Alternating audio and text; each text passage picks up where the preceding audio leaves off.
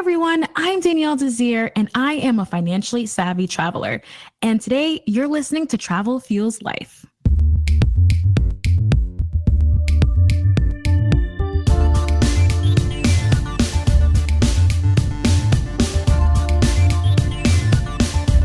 Hello, everybody, and welcome to Travel Fuels Life, the show where we share stories, tips, and inspiration to help you live a travel lifestyle.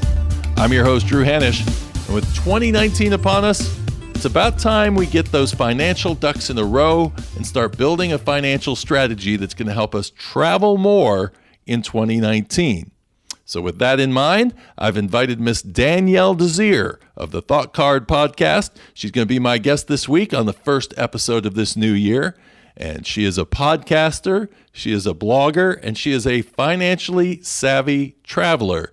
And she lays her focus on helping people make informed financial decisions so that we can travel more, pay off debt, and build wealth. So from my home here in Greenville, South Carolina, it's time to pull up the laptop, jump on the World Wide Web, and connect with Danielle Desir. Hey, Danielle, welcome to the show. Thank you, Drew, for having me. I'm so excited. I love talking about travel and money, so this will be a fun one. So I was looking through your webpage, and I found on the About page this statement, which I thought was really interesting.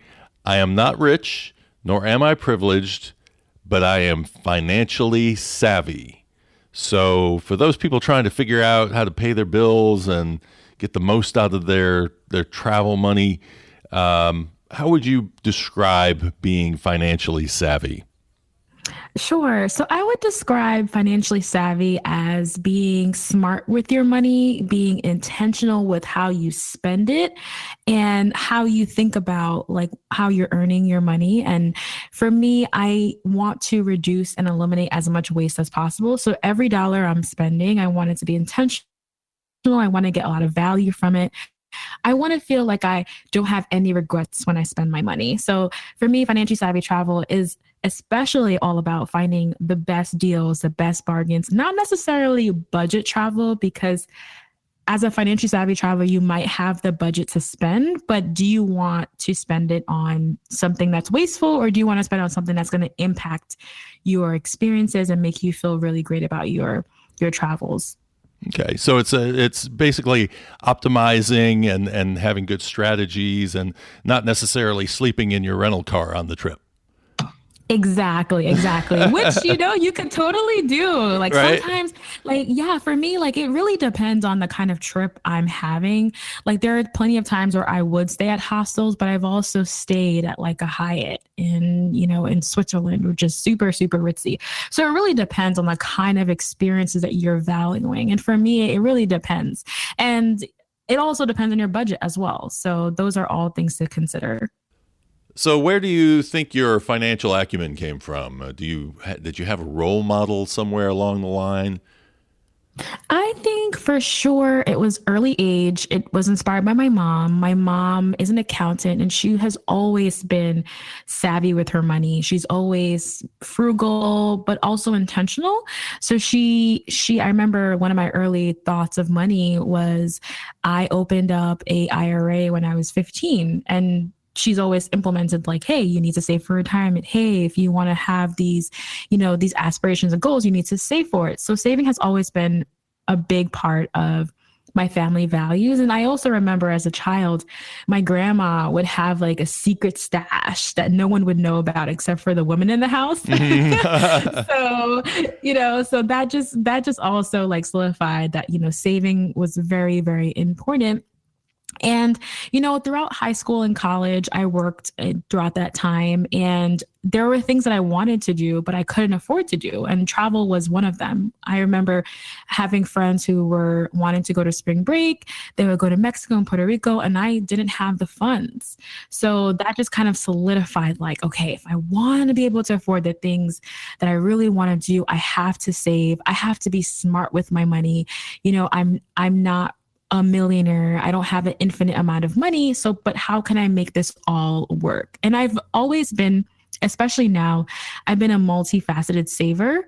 So I'm saving for multiple things at the same time. And for example, I was working on my student loans and saving for a house at the same time and traveling. So Mm. I just want to do everything. But when you have limited funds, it's just have to be creative with how you work with it. Right. So I understand that you've actually paid off the house and the student loans. So I paid off my student loans and I'm working on the house. Oh, okay. My student loans, I paid off $63,000 of student loan debt in Mm. 4 years. And for my house, I'm really like shifting my mindset recently where I'm labeling myself part of the financial independence movement where you're not tied down to income producing activities all of the time. Mm-hmm. And you have the leisure and time and the finances to be able to maybe retire early or to pursue something that you really want to. So for me now as a homeowner, having a mortgage is very cumbersome. Even if you can afford it, it's still cumbersome and it ties you. Like I can't do certain things because I have to make sure that my payment is made every month or else you go into foreclosure, right? And you lose all your investments. So for me, I'm really trying to work on the house, but I also don't want to, deprive myself of traveling as well because I love cheap flights. So it's like doing all the things at the same time. So you mentioned cheap flights. So in terms of trying to figure out your budget and how you're going to do this, do you kind of plan your trips around when you see a cheap flight come up, or do you kind of have a list of places that you want to go and you're just waiting it out till you see that come up?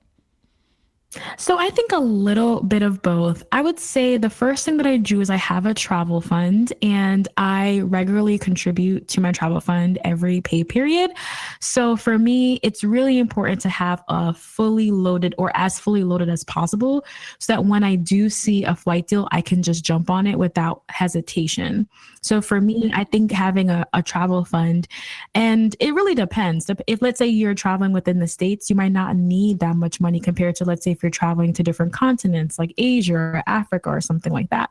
Mm-hmm. So I would say to start off with a travel fund, and I am obsessed with cheap flights. So whenever I scour the web and I find something really interesting, I'm like, oh, okay, is it practical? But, I have cash in my travel fund, but I also do points and miles as well. So it really depends on, is it more valuable to use my cash or is it more valuable to redeem my points and miles? And then from there, I book it. But there are times that I do have destinations in mind that I am eyeing. For example, last year, or maybe the past 2 years, I've been really wanting to go to Puerto Rico for a long time. So what I did, I established a baseline. I would do some research, preliminary research, and figure out how much my flights would cost from New York City to Puerto Rico. And at the time, flights were around $250. So I said to myself, you know what, let's gamify this. Let's gamify this and try to see if I could find cheaper flights to Puerto Rico around my availability. And it took a year, but I got it down to about like the low 200s. So I was like really ecstatic. So that's a win for me. So, Right. So yes. So do you find it a bit of an advantage that you're in a major metropolitan area to be able to get cheaper flights, or when you're seeing these cheap flights, are you seeing them all over the place? So when I'm seeing the cheap flights, I see them all over the place. But for the New York metro area, it's definitely a gold mine for finding cheap flights, especially if you're looking for flights to go to Europe. But for me, I always try to keep an open mind because I know a lot of my readers and listeners are not based in the New York area. So whenever I do find something very attractive, I try to share that out. But you can definitely find different places. Like, for example, LA and San Francisco, you might find a lot of deals to Asia because that's so much more closer than going to, let's say, Europe or something like that. So location and proximity to destination is really important. So one of the ones that I look at, and I just found out about this probably 3 months ago, not even 3 months ago, is Scott's Cheap Flights. And I'm obsessed with it. It's not a good thing. It's like every day in my inbox, I'm seeing a list of places that I go, gosh, that seems like that's near the top of my bucket list, and that's pretty cheap flight. I don't know if I can hold off. I mean, have you ever had one that was just so good that you said, I got to do it. I got to do it. All the time. It's so So tempting. And I think last year I really just literally followed the deal. Every flight that I took was something that I found through a flight deal, which I thought was an amazing value. And I think for me, what happened is that I traveled a little bit too much. I also work full time, so it's just a very tiring. Mm-hmm. And I noticed that like if I have other savings goals, it's harder to, grow towards that. So this year for 2019, my focus is okay, having a little bit more self control and knowing that there will be more deals. So I remember like last year, I bought a flight to Hawaii for like $330 Mm. and from New York City. And it was like two stops. And I was like, oh my God, this is amazing. Like, this is great. And then, I kind of sat with it and I'm like, okay, I'm going to go single as a single woman going to Hawaii. And I don't think that's really going to be as fun. So I canceled the flight. So it really depends. Sometimes like when you plan, especially when you're looking for flights, you can plan so far in advance. Mm-hmm. Like a lot of the flights that I buy are like 9 months, 6 months in advance, and things can change. So if you are one of those people that are, hopping on the cheap flight bandwagon, make sure you consider buying that insurance, because if something happens, you can get your money back or there's no penalty to change. I've been canceling a lot of flights this year because things are changing. So that's one of my tips that I would say for sure. So for getting cheap flights, is there another website that you might suggest? Oh, I have so many. Ready? Take your notes out. Okay. Okay. This is what show notes were made for, right? Exactly. All right. So one of my favorites is Secret Flying, and Secret Flying has tons of flight deals all around the world. You can also just fixate on the USA. And I just enjoy browsing that website every day. They also send out a daily newsletter, and that is free. The other website that I really enjoy is the Flight Deal, another very popular one, similar. They send out a daily email, which has all of the flights from the United States to everywhere pretty much, which is really great. Now, in terms of more premium, you can purchase Thrifty Traveler Premium. That's the paid version, but they also have a free version. And I love Jared's product. Jared's the founder. And he shares a lot of tips as well, like credit card tips and hacking. But one of the things I really value about his subscription service is that he shares like insider tips for using your Delta Sky Miles. So Delta Sky Miles isn't the most lucrative of the airline loyalty programs, but he's able to share with us when there's a sale. And it's called like a Delta Miles Fair Sale. And that's when they discount how many points you're needed to fly with them. So for example, on average from New York City to Europe, it's 60,000 Sky Miles, Delta Sky Miles. But on occasion, Thrifty Traveler Premium might find it for 32,000. So that's like huge savings, especially for Delta. That's huge savings. So that's exactly what I did. So I'm going to be flying from New York to London in the springtime. And instead of paying 60,000 or 65, depending, I paid 32,000, and I just have to cover the taxes and fees. So that is what I really love about Thrifty Traveler Premium. I like subscription services that email you, so you're not constantly having to go on their website, which I know that Scott's Cheap Flight does as well. Right. There are also other apps, for example, Whisker and Hitlist. Those are the two apps that you can download, and they'll let you know if there's anything exciting that's happening in the airport that you're watching. So there's tons of free and paid services, but the paid services are really valuable for sure.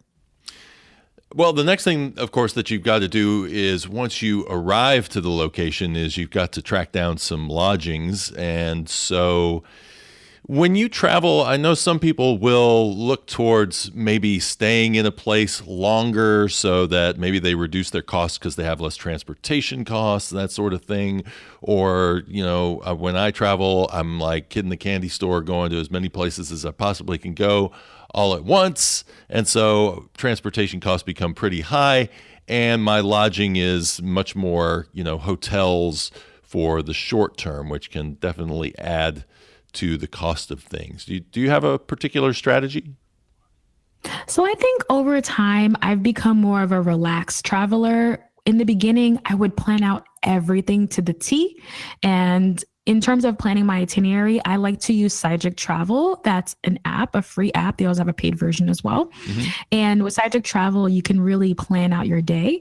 But now, as I'm traveling more, I'm more relaxed. And what I do, I might look at Cygic Travel to just kind of get some inspiration, but I love searching on Pinterest. So, Pinterest, you can type in the city, the state, the country that you're going to, and you'll find tons of articles. And I actually love the articles from other bloggers who have actually been there. Hmm. So I can get the insider tips. And for some reason, I always gravitate to the free things to do. So free things to do in Rome, free things to do in Bermuda. So I like to fill my itinerary with a bunch of free things first. And I like to kind of plan that out first. And then from there, I like to be flexible and free where I can, let's say, go on a walking tour or go on a cooking class or a beer crawl or a brewery tour. So those are some of the things that I like to do. I think it's about figuring out what you enjoy. Like, for example, for me, I enjoy viewpoints.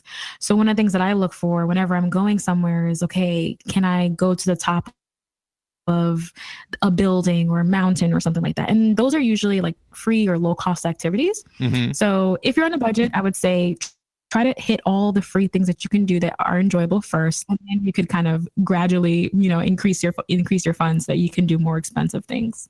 Well, and then getting there sometimes or between places can be a bit pricey. For instance, I'm looking right now at going to Scotland, and for 2 weeks of renting a car in Scotland, I'm going to be spending, depending on which car rental place I go with, anywhere from $500 to $1,000 just on my transportation for 2 weeks. So do you rent cars? Do you take trains? Do you like using public transportation? How do you usually do that? So I usually use public transportation. So when I land in the airport, I usually just, again, I don't do a lot of research anymore, but I usually just go into the information desk and they usually speak English. So I just say, hey, I'm looking to get to X and X airport. Can you direct me? And especially if you can use your phone, you could use Google Maps, and Google Maps will just let you know like is what train to take or what bus to take. So that's really, really helpful.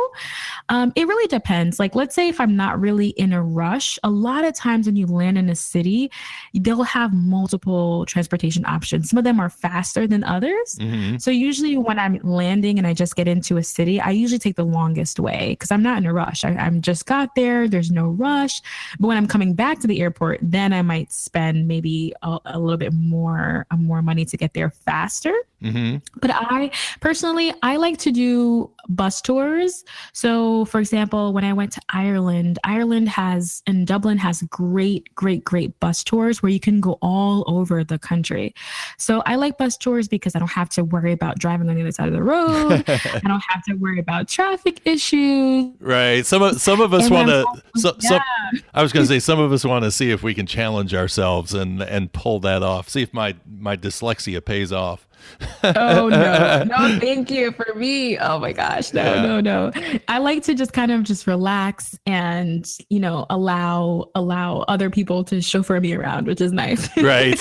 on a budget. So you can usually find me on bus tours. And I also like that you have the local perspective as well, because you have a local who's sharing things with you. You're getting a glimpse of the local culture. You're also, a lot of times bus tours give you admission to wherever you're going. So for example, when I go to Iceland, I always do bus tours.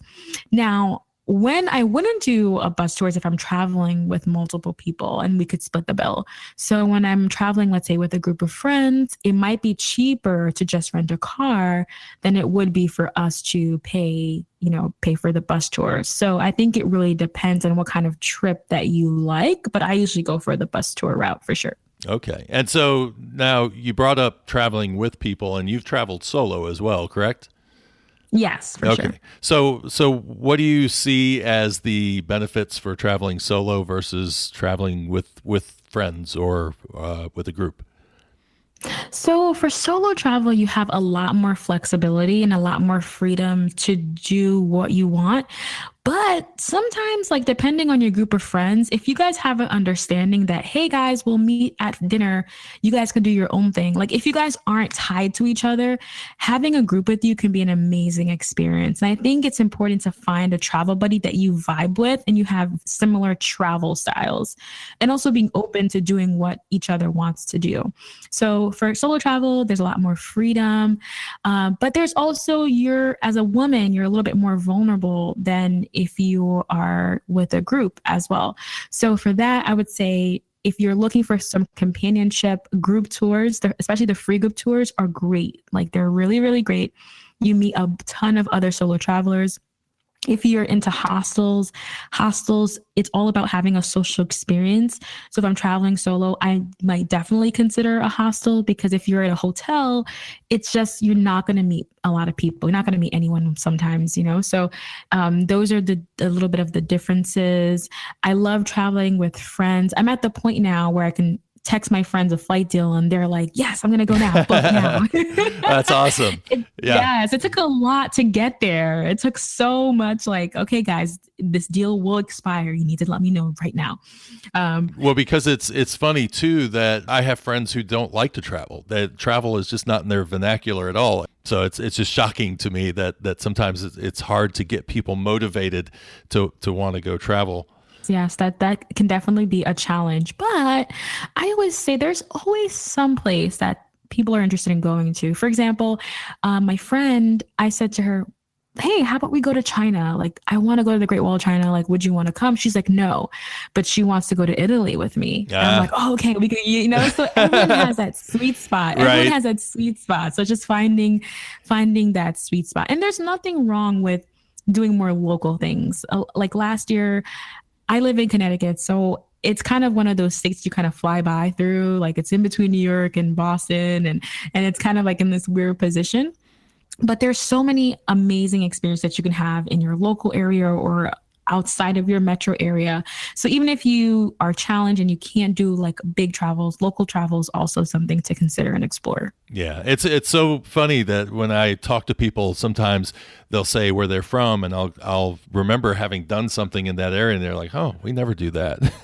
You know, you really neglect the place that's the closest to you when it comes to travel. We're always looking distance. But what I got out of your Italy thing is that you probably have so many different places that you want to go that it's not too hard for you to kind of adjust on the fly, whereas they may be a little bit more locked into 3 or 4 experiences total that they really want to have, whereas you're probably looking on more of a global level and saying, man, when am I going to get to all of these different places? Exactly. And for me, I'm super patient too. Like I know I'm going to get there. So for me, like, for example, I really want to go to New Zealand, and I actually found an amazing flight deal last Black Friday to go, and I booked my flight. When it came down to actually like getting myself, you know, situated and figure out my itinerary, I just couldn't get over the fact that, oh my God, I'm going to New Zealand. I don't know, it's so far. So I actually canceled that trip. And I know it. And for me, I don't like the theory of once in a lifetime, because I feel like if it's something that you really want, it will happen. You'll find a way to get there. So even though I was really stoked about going to New Zealand, it didn't feel right. It didn't feel like, and my money wasn't right either. So I know it's very expensive. So it's okay. It's okay. I know I'll go there, you know, in the future, and maybe I'll be able to take a friend along with me, share their experience with me, or another opportunity will come. So I'm super open. I'm very open and flexible. And I think that helps me to see more of the world, especially when you're chasing the next flight deal. You don't know where that's going to be. You're very, very open. You're just like, hey, let's just go there and see. And I love that approach to travel. Right.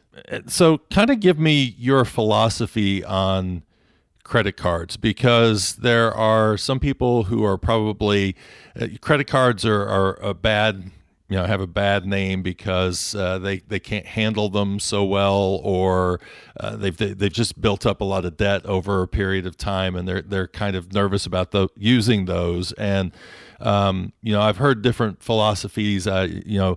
Dave Ramsey, as a financial counselor, will say, cut them up. You should never have them around. I've heard Susie Ormond say, you can have them around, just, learn how to use them. Where do you stand on that? I think just like anything, it really depends on what works for you. For me, I think credit cards and earning points and miles is a wonderful way for you to earn free travel.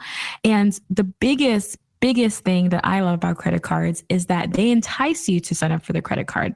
They give you a very lucrative sign-up bonus, which usually equates to maybe one or many free flights.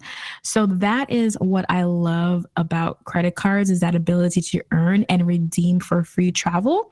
And especially if you have multiple goals that you want to have, or let's say money is a little bit tight, doing the credit card game can free you up to afford to travel because you're relying on your points and miles.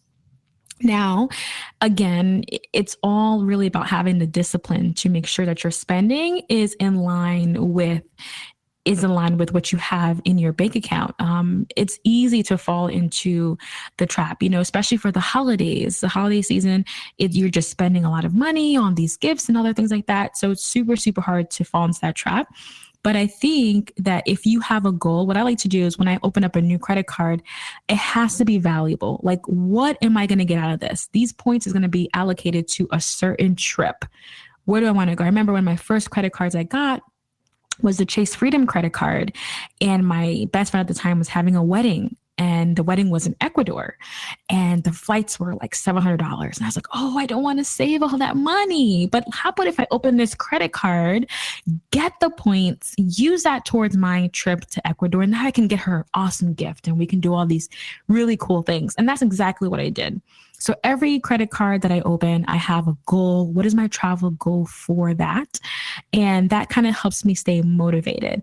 And really, like, when you're carrying a balance month to month in your credit card, it's not really serving you a purpose. Like, it's not helping you reach your travel goals because you're paying more for everything. When that interest hits, that means every little thing that you bought is just going to be more and more inflated.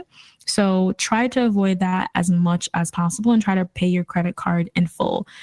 Another thing that I like to do is, like, when I spend money, I like to, at the end of the day, I do a quick transfer from my checking account into my credit card so that I know that that balance is taken away. And for me, when I'm doing my credit card reconciliation, I like to pay individuals. Let's say I buy a coffee for, let's say, $5.50 at Dunkin' Donuts. That night, I would just pay $5.50. So when I'm looking at my credit card bill, I can see plus $5.50, minus $5.50, and this is zero wash. So that helps me to be like, okay, I paid for this item. And that just, for me, is like a lot of record keeping, which I love. I love that. I know the audience is going, what? I don't want to. Yeah. Me trying to keep up my QuickBooks for my business alone is sometimes a challenge. So it's, I guess, to each his own, right? Right. When you go to set a budget, do you set a budget of a certain amount and try to stay within that amount when you go on a trip, or do you kind of use the credit cards above and beyond a bit and then anticipate paying it off when you get back home? I definitely set a budget, and I'm at the point with my travels where I can kind of guesstimate, like, how much am I expecting to spend. And if you're not really sure how to do that, look at blogs, read blogs, go on Pinterest, find, you can Google, like, how much does it cost to visit Dublin for a week? And you'll find articles. You might find my article because I like to share my budget breakdowns for every destination I visit. But that really helps set a baseline. And from my baseline, I figure out, okay, I'm going to spend X amount of money, and I just kind of maintain it. And I have a little money journal. So it's like a little pocket notebook, and I just kind of write down the costs for the day. And when I look at it, I'm like, oh, I spent a lot on taxis. Like, that's not fun. Like, what value did I get from that? That wasn't really the best. So I like being able to look back at my expenses and figure out how I feel. And I think that's the intention of being a financially savvy traveler, is being able to spend, but also evaluating your spending. Like, where can I improve? Where can I, what could I have done better? Could I have walked instead of taking a train? So different ways. But for me, again, every dollar that I save is a dollar that I can spend elsewhere on a trip. So I'm trying to stretch as much as possible while still having a wonderful time and having wonderful experience, but try to stretch so that I can afford to go to more and more places. Are there any apps that you've ever tried to use to do that, or is it just easier to do pen and paper? I think for me, pen and paper, I don't know. I'm not really that big of a tech person when it comes to money. So I have Excel spreadsheets and it's just keep it super old school. But if an app works for you, like, that's definitely for sure. I also like to keep all my receipts. So at the end of a trip, when I do my budget breakdowns, that's why I love having a blog, because it really helps me keep me accountable. Especially since I'm sharing how much I spend on each trip, I need to make sure it's accurate. So keeping my receipts really, really helps. And then having a money journal, again, it could be tedious to some, but I feel like for me, getting down to nitty gritty details helps me be more confident in what I do and how I spend my money, so that it doesn't just escape me. So for me, that helps me a lot. Well, and one of the things I've carried with me over the years is this notion that if you plan out your money and tell it where to go at the beginning of the month, there's going to be less surprises at the end of the month, and you'll actually stay a whole lot more disciplined. Exactly. I definitely agree. So after buying my house, I spent a long time off a budget. So I didn't have a budget. And I found that it did me a disservice, because every month I would just be like, where did my money go? I have no idea. Like, there's no savings. Like, it just all went away. So after a couple of months of doing the whole rat race thing, I just decided, you know what? Let me go back to basics and just go back to my budget. And I've been doing that for the past couple of months, and I feel so great about it, because I'm finding all this new money. So every paycheck, I'm able to be like, okay, I'm going to spend this. And I find all this new money at the end, which is like, wow, like, there's actually money left over. Right. So that's super, super, super exciting. So we talked about student debt a little bit, and I know there'll be some people who are saying, will I ever be able to travel? Because right now, I think the average is like $37,000 that a person, that is the average that people have in terms of student debt. And so how did you, because you did travel a little bit when you had the debt. So how did you pull that off, justify it, and make it work out for you? So I definitely did the travel fund, which we talked about earlier. Having that bank account that's separate from all of my other financial expenses really, really helps. And I just love going into my travel fund and being able to see how much money I have at any given time. So that really helps me be excited and pumped up, and I'm working towards a goal. And then I love that also because I chase cheap flights. So I know that I have some money to just be able to go to anywhere that's affordable for my budget. So that's number one.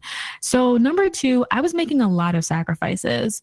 So I live in Connecticut, and where I live is about an hour and 45 minutes away from my job in New York City.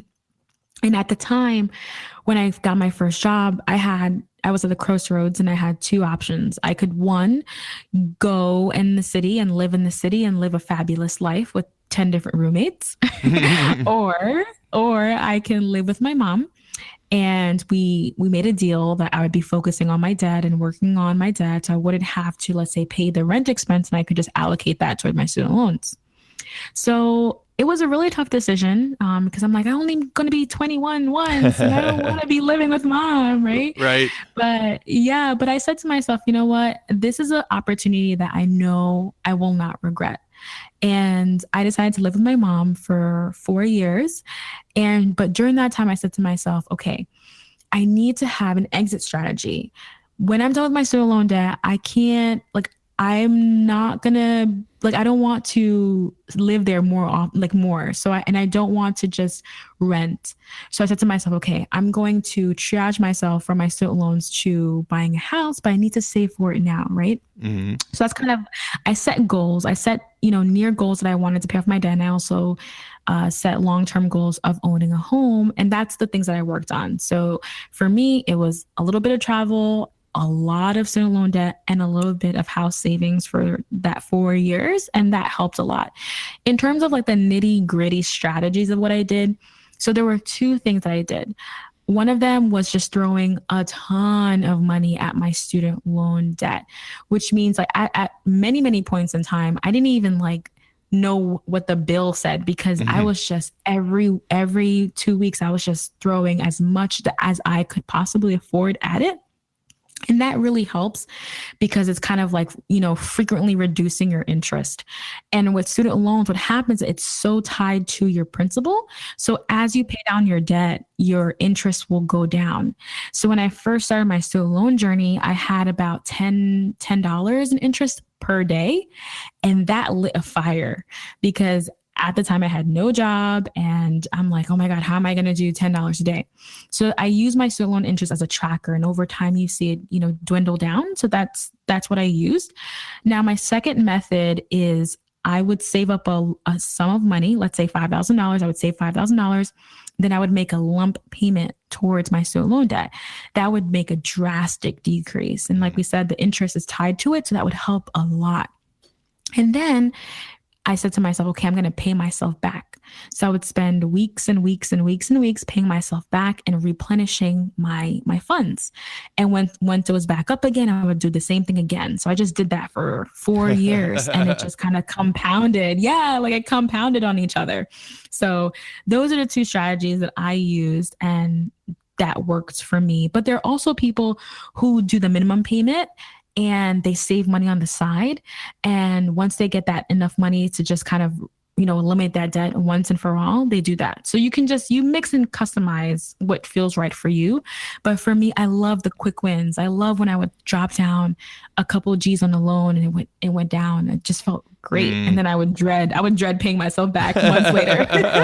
So that was part of the kick of the whole thing, was actually just that feeling of accomplishment because I kept thinking you could just be putting, large equal payments all the way through, and what would be the reason for actually holding off. But I guess when you're doing these little payments, they don't feel like little wins. They just feel like you're making payments.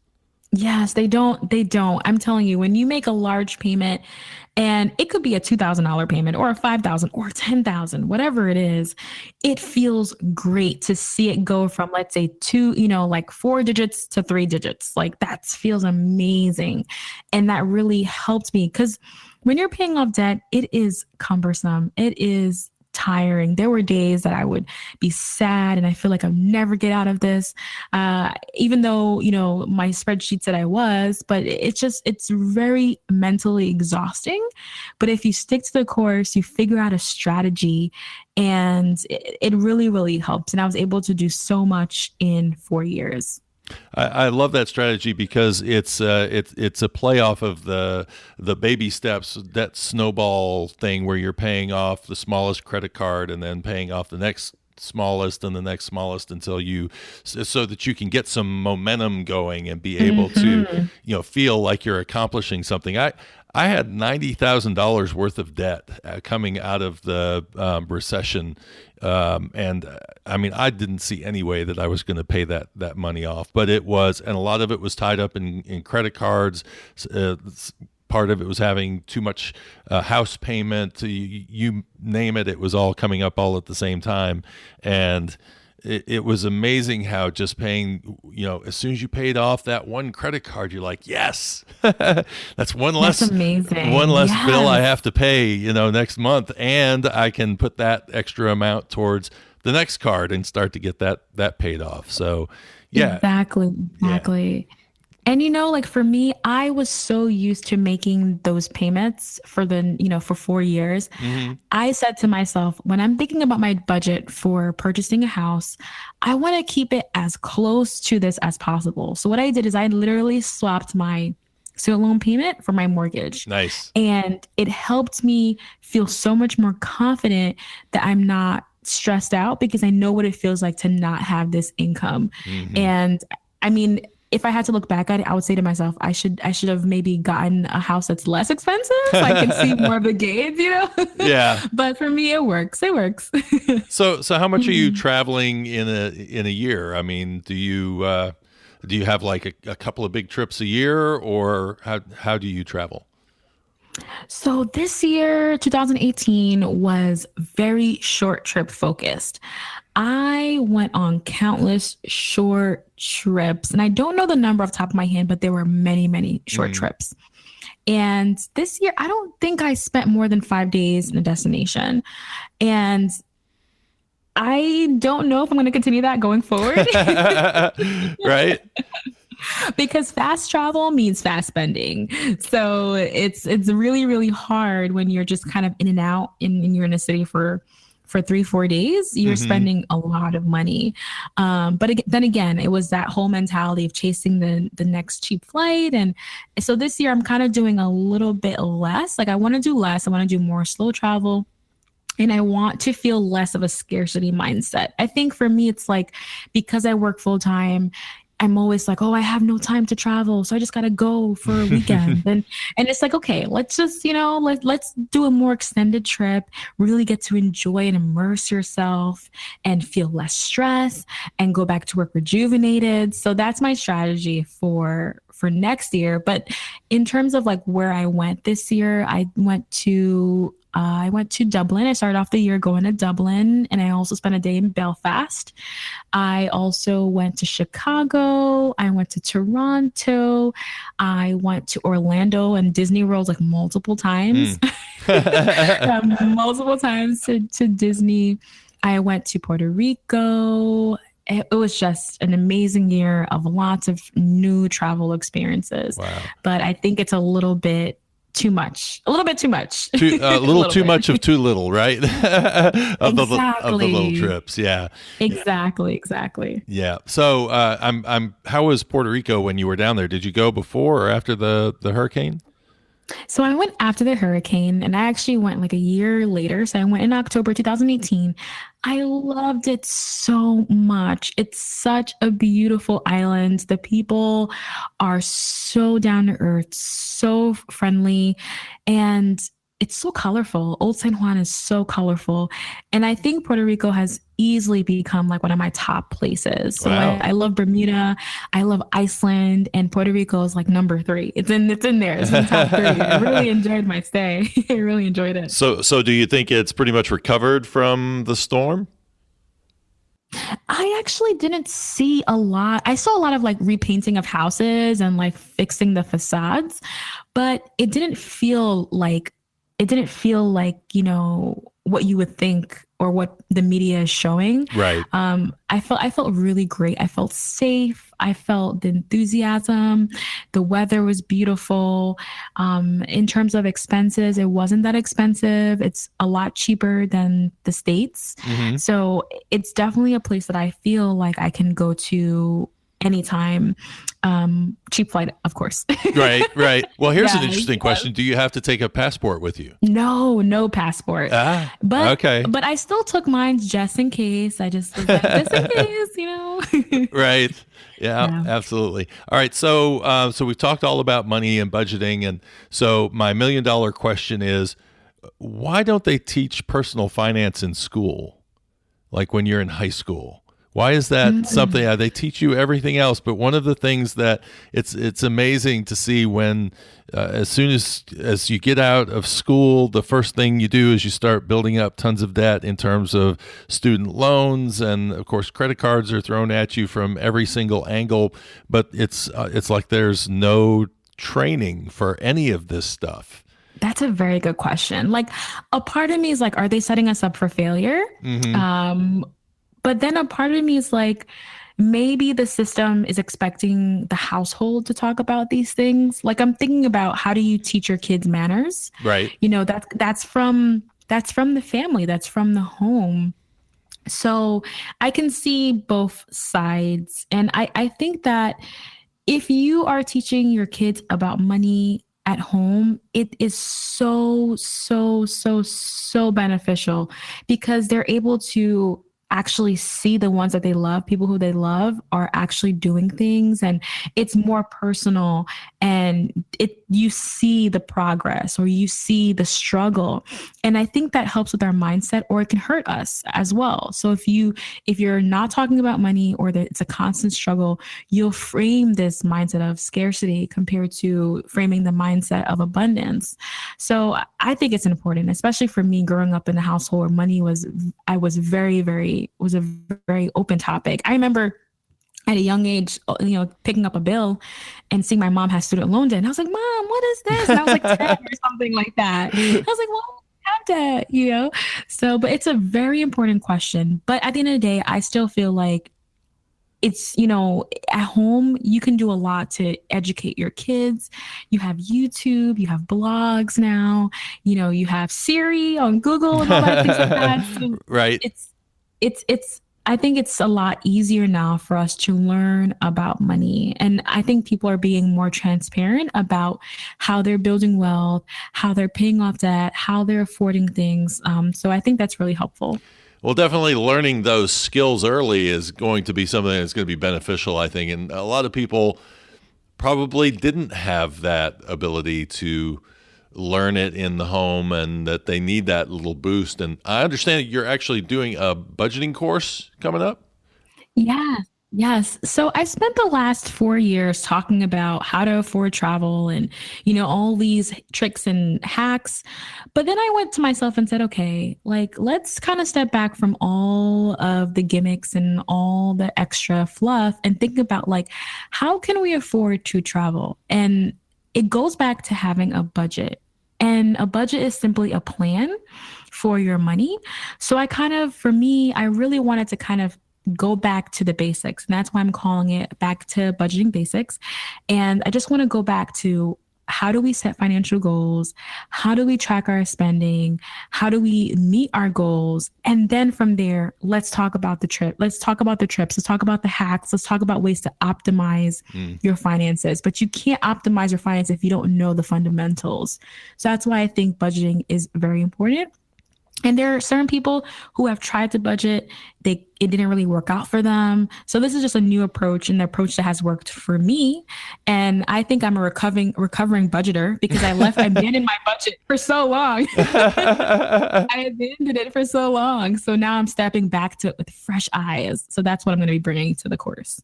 Yeah, it reminds me of when my dad was trying to teach me how to drive a stick shift car.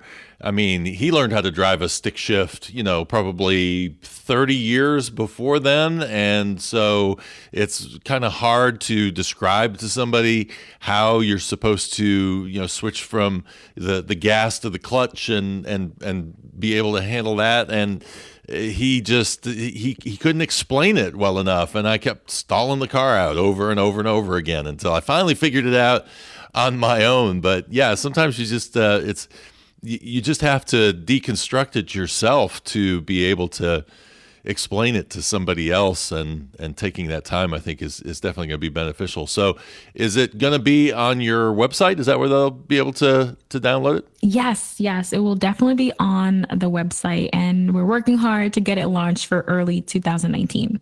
Okay, perfect. And the podcast, you're about 13 episodes in, it sounds like, and things are going well with it. Yes.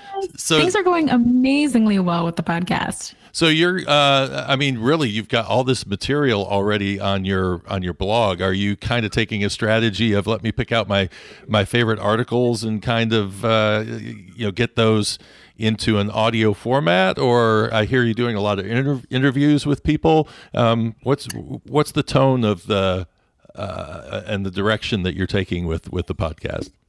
Sure. So for me, I feel like the podcast is like a supplement to my blog.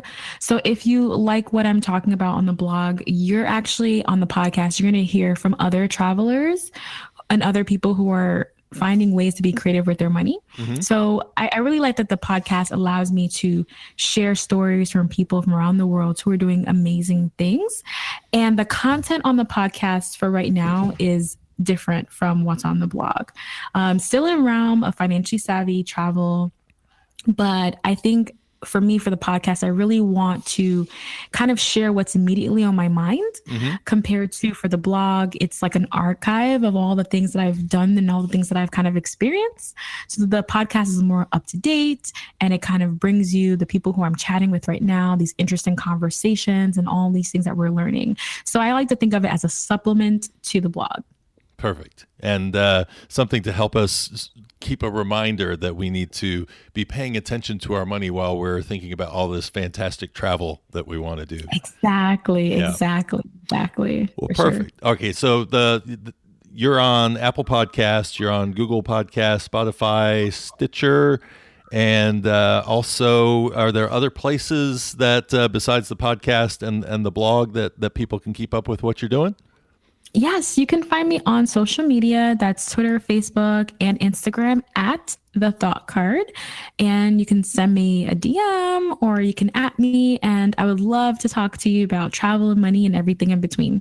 Well, thank you, Danielle. I really appreciate you giving us all these great insights and helping us to figure out how to marry our money and travel together so that we can hit all those great places that we want to go to and have those awesome adventures in 2019. And I wish you luck with your budgeting course and also with the podcast. And I look forward to hearing more from you in the future. Thank you so much, Drew. This was so much fun, and I cannot wait to continue to fuel my travels for sure. Well, thanks, Danielle, for showing us how this is done. I wish I had had some of this advice about 20 years ago, but hey, we're where we are right now, and there's no better time than this moment to get started fixing ourselves financially. So let's do it, get successful at it, and do some more traveling. So if you enjoyed the show today, make sure to subscribe to the show on your favorite podcast app. And you can head out to the show notes page at travelfuelslife.com/podcasts, hunt down episode number 7, and find tons of money-saving links. I put all the links from today's show in there, Scott's Cheap Flights, the hit list, and more, and also links to Danielle's blog and podcast, which you should be subscribing to as well, and also her social media. And until next time, have yourself a great week, safe travels, and thanks for listening to Travel Fuels Life.